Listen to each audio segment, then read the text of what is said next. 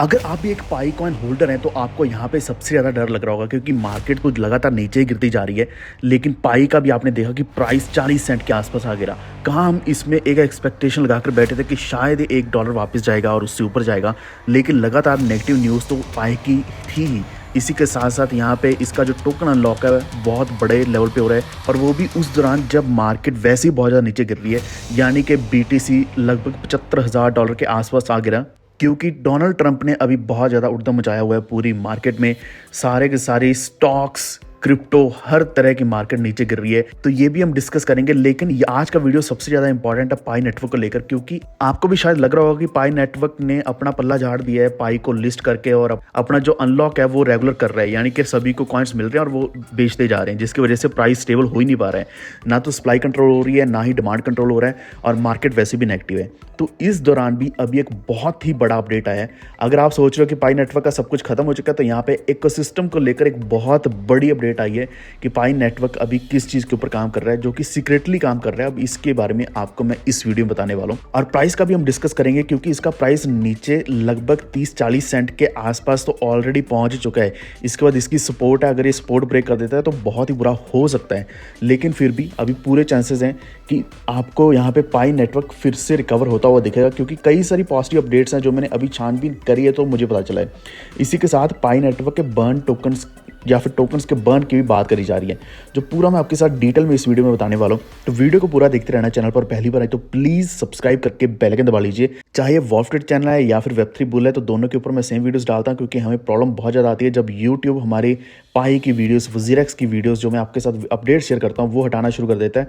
तो एक नहीं तो दूसरे चैनल पर आपको ये अपडेट मिलती रहेगी। इसी के साथ टेलीग्राम ज्वाइन कर लो और एक्स ज्वाइन कर लो, जहाँ पे मैं अपडेट्स आपके साथ डाल रहा हूँ। वॉल्फ ऑफिशियल आप सर्च कर सकते हैं, लिंक डिस्क्रिप्शन में मिल जाएगा। तो पहले शुरुआत हम यहाँ पे इसी से करेंगे कि मार्केट में क्या चल रहा है। BTC आप देख सकते हैं लगभग $74,300 के आसपास गया था। अभी ये लगभग $80,000 के आसपास आ गया है। थोड़ी रिकवरी होनी शुरू हो चुकी है, जो कि टोटली इम्पॉसिबल दिख रही थी अभी तक। लेकिन कुछ अपडेट्स ही ऐसी हैं कि बार बार इसका इम्पैक्ट पड़ रहा है। कुछ फेक अपडेट्स भी आ रही है जिसका इम्पैक्ट पड़ रहा है BTC के ऊपर।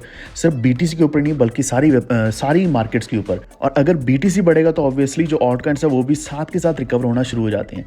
लेकिन अगर हम पाई की बात करें तो ये 26 पोजीशन के आसपास चल रहा है अभी, जो कि ऑलमोस्ट 29 के आसपास था। अभी $4 बिलियन का मार्केट कैप चल रहा है। तो पहले से थोड़ा रिकवर हुआ है, ऐसा नहीं कि बिल्कुल ही डेड चल रहा है। पहले से कुछ ना कुछ रिकवर जरूर हुआ है। लेकिन अगर हम टॉप लूजर्स में से देखें तो अभी भी टॉप लूजर्स में ही है, क्योंकि पिछले 7 दिनों में इसमें लगभग 15-20% का लॉस हमें लगातार देखने को मिल रहा है।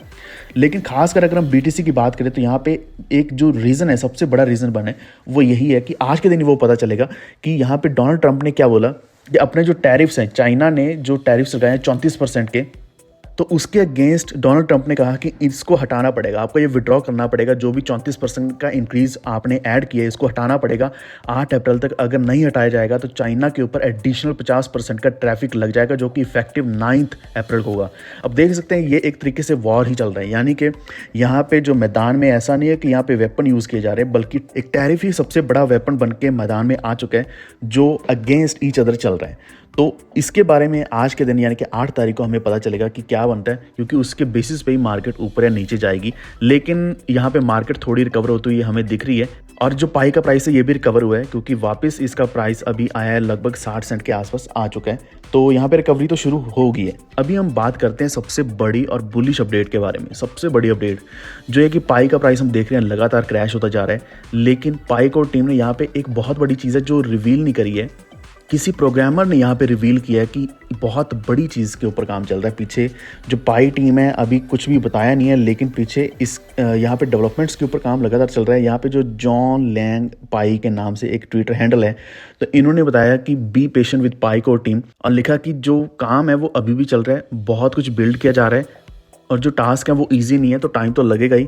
लेकिन यहाँ पे कुछ चीज़ें इन्होंने रिवील ज़रूर करी हैं। यहाँ पे एक स्क्रीनशॉट आपको पीछे दिख रहा होगा। इस स्क्रीनशॉट के पीछे वाली जो आपको दिख रही हैं आइकन्स, इसका मतलब है कि ये सारे के सारे प्रोजेक्ट किस पे बने हैं, ये सारे पाई नेटवर्क के ऊपर बने हैं, पाई की ब्लॉकचेन के ऊपर बने हैं। और ऊपर आप पाई नेटवर्क इकोसिस्टम डेवलपमेंट रिक्वायरमेंट्स आप देख सकते हो। तो यहाँ पे जो सबसे बड़ी चीज़ पॉइंट करी गई है वो है KYB अप्रूवल्स। KYB अप्रूवल का मतलब ये है कि नो योर बिजनेस। जैसे कि हमारे पाई माइनर्स या फिर जो भी पाइनर्स हैं, हमारा KYC होता है, KYC का अप्रूवल होता है। वैसे यहाँ पे KYB अप्रूवल होता है जो कि बिजनेस का होता है, या फिर जो भी अपना नया प्रोजेक्ट बनाते हैं पाई नेटवर्क के ऊपर, तो अप्रूवल के लिए अपना बिजनेस दे देते हैं, अप्रूवल के लिए डिटेल्स दे देते हैं।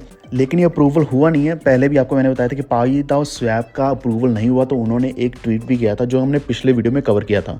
तो पाईदाओ स्वैप ने अपने NFTs लॉन्च करने थे पाई नेटवर्क के ऊपर, लेकिन अप्रूवल ना होने की वजह से उनको वही NFTs BSC के ऊपर लॉन्च करने पड़ रहे हैं, यानी कि बाइनेंस स्मार्ट चेन के ऊपर लॉन्च करने पड़ रहे हैं, जिसकी वजह से जो नेगेटिविटी है वो और भी ज़्यादा फैल रही है। लेकिन यहाँ पे जो भी डिटेल्स दी गई हैं कि यानी कि ये सब कुछ चाहिए, अगर किसी ने भी अपनी ऐप बिल्ड करनी है, पाई नेटवर्क के ऊपर बिल्ड करना है, तो ये सब कुछ चाहिए और इसके ऊपर काम करना पड़ेगा, और KYC KYB ये सब कुछ करवाना ही पड़ेगा, तभी आप अपना जो प्रोजेक्ट है लिस्ट करवा पाओगे।